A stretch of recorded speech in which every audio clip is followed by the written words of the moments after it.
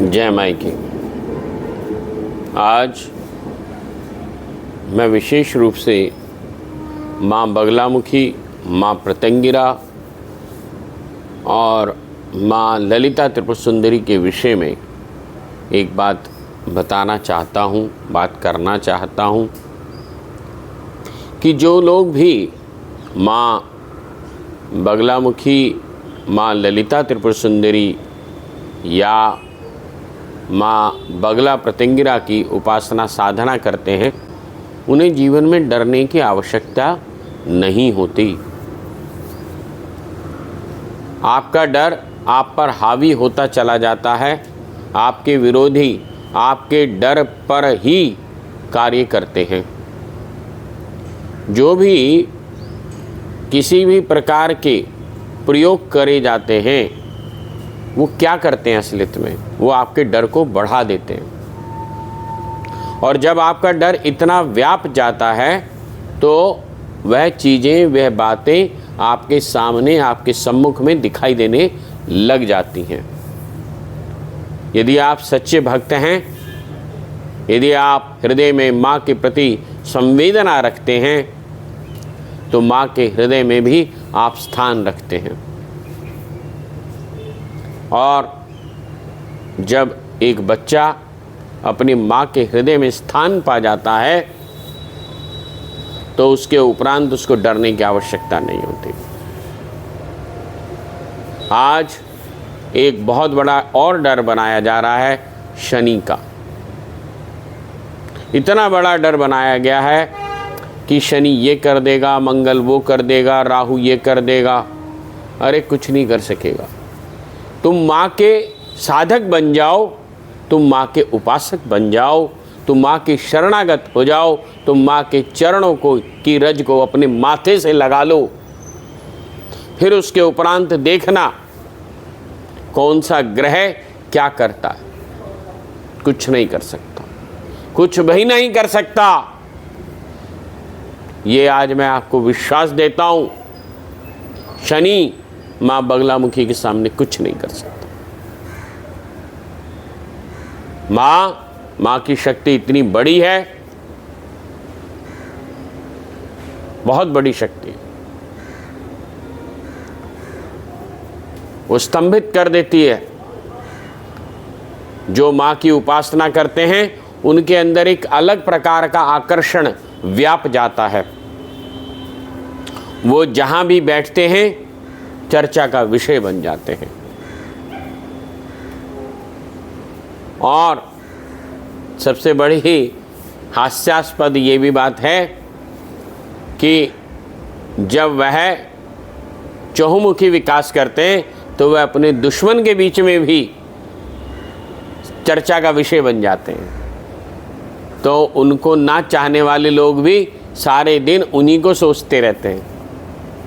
क्यों? क्योंकि उनका विकास ही इस प्रकार का है, उनकी आभा ही इस प्रकार की है। माँ बगलामुखी की उपासना ऐसे ही इंटरनेट के मंत्रों से लेकर के नहीं करनी चाहिए। और आज की तारीख में एक 36 अक्षरी मंत्र इतना प्रचार में आ गया, प्रसार में आ गया है कि प्रत्येक व्यक्ति जानता है। मैं कई बार, सैकड़ों बार बता चुका हूँ। जैसे एक बीमारी की एक दवा नहीं होती, तो ठीक इसी प्रकार से हर समस्या के लिए एक ही मंत्र नहीं हो सकता। माँ के कम से कम 2000 मंत्र हैं। और हर कार्य के लिए अलग मंत्र है, अलग साधनाएं, अलग पूजाएं, अलग उपासनाएं हैं। वो आपको करनी है या आपको करवानी है, यह मार्ग कौन प्रशस्त करेगा, यह आपको कौन बताएगा? कि आपको स्वयं अगर उपासना करनी है, साधना करनी है, तो कौन से मंत्र की करनी है और कैसे करनी है, कितनी करनी है, करनी भी है या नहीं करनी, यह सब निर्णय एक गुरु का है, जो आपको सही मार्ग दिखाता है, जो आपको सही पथ प्रदर्शन करता है।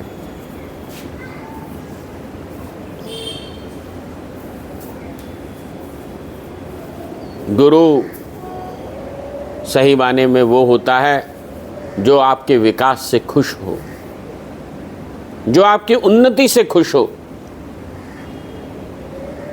जो सदैव आपके लिए आशीर्वाद की मुद्रा में रहे,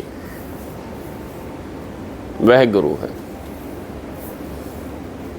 वह गुरु नहीं हो सकता जो ये चाहता है कि आपकी जेब से कैसे पैसे निकाल लिए जाएं, आपके पास हो या ना हो, वह गुरु नहीं हो सकता। आज माँ बगलामुखी के नाम पर बाजार बहुत गर्म है।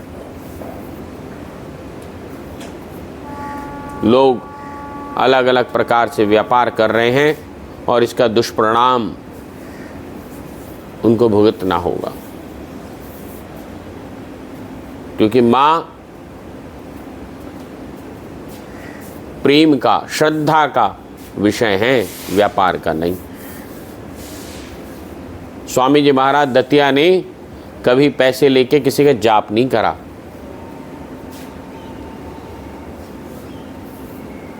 उन्होंने हमेशा एक ही बात कही कि ये मंत्र है बेटा, इसका जाप कर लो।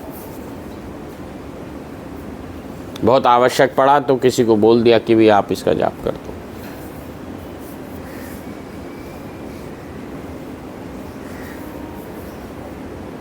परंतु आज एक व्यापार बन गया है। मंत्र कौन सा करना है, कितना करना है, कैसे करना, उसका प्रभाव क्या होगा, ये सब विषय जानने योग्य हैं।